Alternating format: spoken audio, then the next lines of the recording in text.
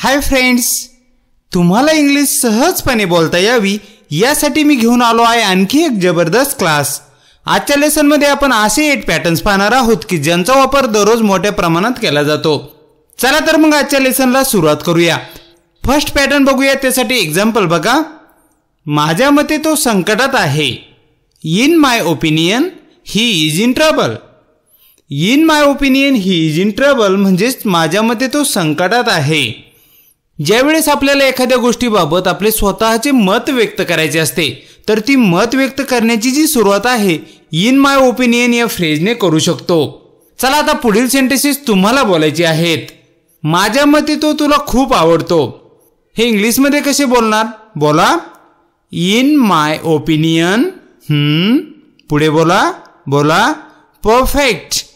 In my opinion he likes you too much. In my opinion he likes you too much म्हणजे माझ्या मते तो तुला खूप आवडतो। नेक्स्ट एक्झाम्पल पाहूया। माझ्या मते तो घरी असावा। इंग्लिश मध्ये बोला हे सेंटेन्स इन माय ओपिनियन। बोला awesome. In my opinion he should be at home.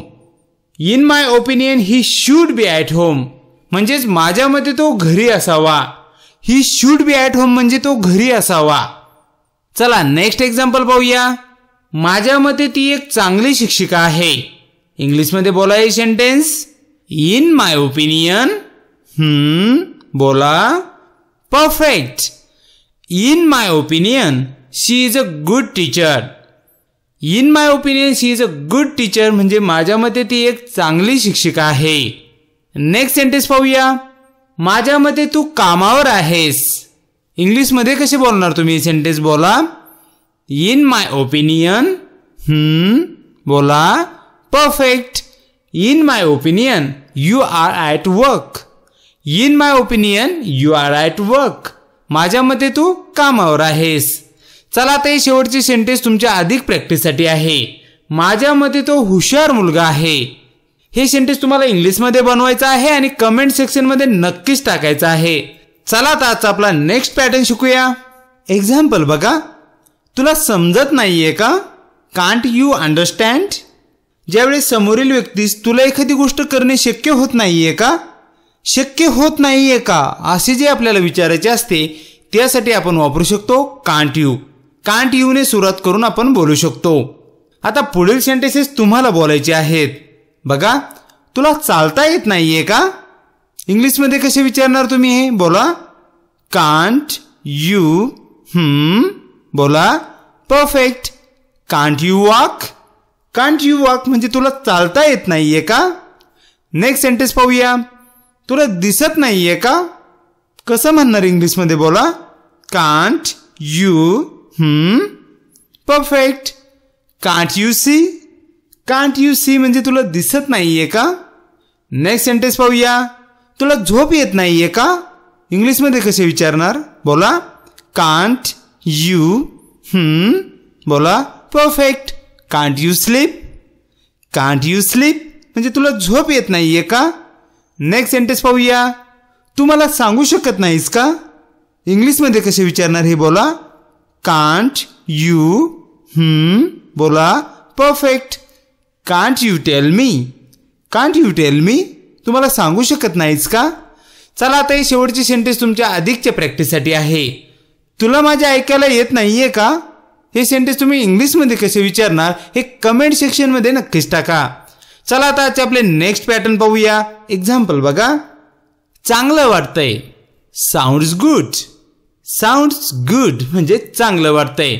ज्या वेळेस समोरील व्यक्तीने आपल्या समोर एखादी कल्पना मांडली, एखादा सल्ला मांडला तर तो आपल्याला कसा वाटला हे सांगण्याची जी सुरुवात आहे ती आपण साऊंड्सने करू शकतो। आता पुढील सेंटेन्सेस तुम्हाला बोलायचे आहेत। गडबड वाटते। इंग्लिश मध्ये कसे बोलणार? बोला साऊंड्स। बोला perfect. Sounds fishy. Sounds fishy म्हणजे गडबड वाटते। नेक्स्ट सेंटेन्स पाहूया। सोपं वाटतंय। इंग्लिश मध्ये कसं म्हणणार? बोला साऊंड्स। परफेक्ट।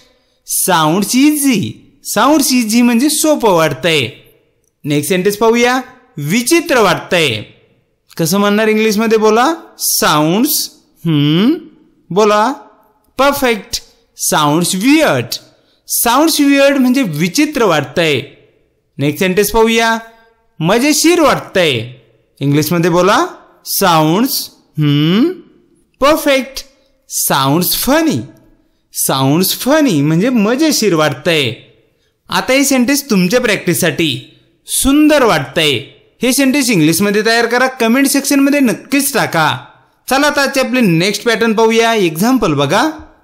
मला काही अडचण नाही. I have no problem. I have no problem म्हणजे मला काही अडचण नाही. ज्यावेळेस एखादी गोष्टीबाबत मला काही अडचण नाही, याबाबत मला काही कल्पना नाही, मला काही रस नाही, मला अनुभव नाही, अशी जी बोलायची असते ना, त्याची सुरुवात आपण आय हॅव नोने करू शकतो. आता पुढील सेंटेन्सेस तुम्हाला बोलायचे आहेत बघा. मला काही कल्पना नाही. इंग्लिशमध्ये कसे बोलणार? बोला आय हॅव नो बोला perfect. I have no idea. I have no idea म्हणजे मला काही कल्पना नाही. पुढील सेंटेन्स बघा. मला काही रस नाही म्हणजेच मला काही इंटरेस्ट नाही. इंग्लिशमध्ये कसे बोलणार? बोला आय हॅव नो बोला perfect. I have no interest. I have no interest म्हणजे मला काही रस नाही. नेक्स्ट सेंटेन्स पाहूया. मला काही अनुभव नाही. इंग्लिशमध्ये कसे बोलणार? बोला आय हॅव नो पुढे बोला perfect. I have no experience. I have no experience म्हणजे मला काही अनुभव नाही. नेक्स्ट सेंटेन्स पाहूया. मला बहीण नाही. हे सेंटेन्स इंग्लिशमध्ये कसे बोलणार? बोला आय हॅव नो बोला perfect. I have no sister. I have no sister म्हणजे मला बहीण नाही. मला भाऊ नाही कसं म्हणणार? I have no brother. I have no brother म्हणजे मला भाऊ नाही. डिअर फ्रेंड्स, आता पुढील सेंटेन्स तुमच्या प्रॅक्टिससाठी.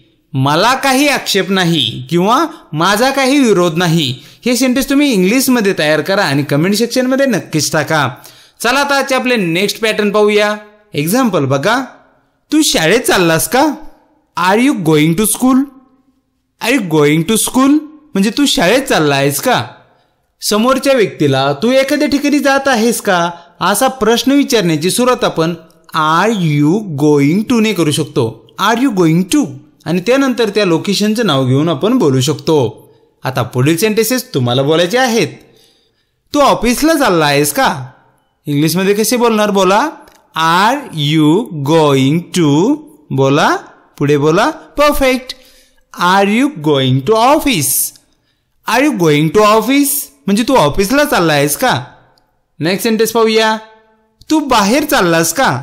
इंग्लिशमध्ये कसे बोलणार? बोला आर यू गोइंग बोला perfect. Are you going out. Are you going out म्हणजे तू बाहेर चाललास का? नेक्स्ट सेंटेन्स पाहूया. तू झोपायला चाललास का?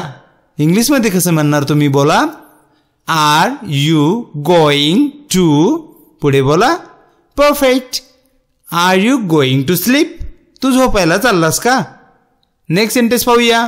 तू कामावर चाललास का? इंग्लिशमध्ये कसे विचारणार तुम्ही? बोला are you going to perfect. Are you going to work.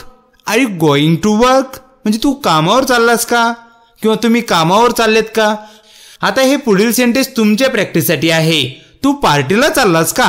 हे सेंटेन्स तुम्हाला इंग्लिशमध्ये तयार करायचे. कमेंट सेक्शनमध्ये नक्कीच टाकायचं आहे. चला आता आपले नेक्स्ट पॅटर्न पाहूया. एक्झाम्पल बघा. मी बाहेर खेळायला चाललोय. I am going to play outside. I am going to play outside म्हणजे मी बाहेर खेळायला चाललोय. मी एखाद्या ठिकाणी किंवा एखादे काम करायला चाललोय हे जर आपल्याला समोरच्या व्यक्तीला सांगायचं असेल तर त्याची सुरुवात आपण आय एम गोइंग टू ने करू शकतो.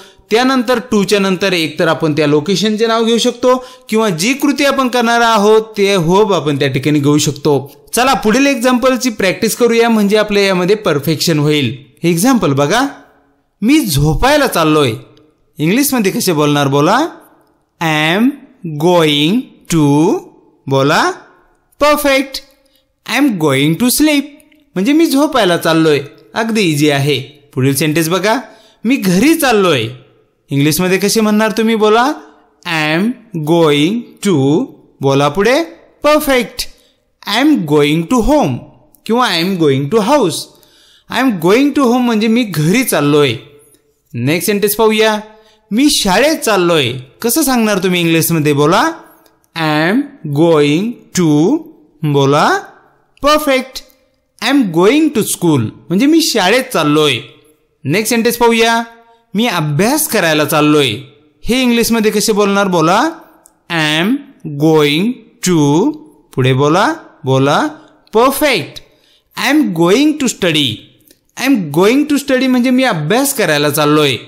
आता हे सेंटेन्स तुमच्या प्रॅक्टिससाठी. मी मार्केटमध्ये चाललोय हे सेंटेन्स तुम्हाला इंग्लिशमध्ये बनवायचं आहे आणि कमेंट सेक्शनमध्ये नक्कीच टाकायचं आहे. चला आता आपला नेक्स्ट पॅटर्न पाहूया. एक्झाम्पल बघा. मी तुला ओळखतो. I know you. I know you म्हणजे मी तुला ओळखतो.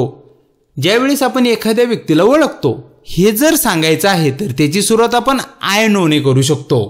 आता पुढील सेंटेन्सेस तुम्हाला बोलायचे आहेत. मी तिला ओळखतो. इंग्लिशमध्ये कसे बोलणार बोला. आय नो, बोला पुढे परफेक्ट. I know her.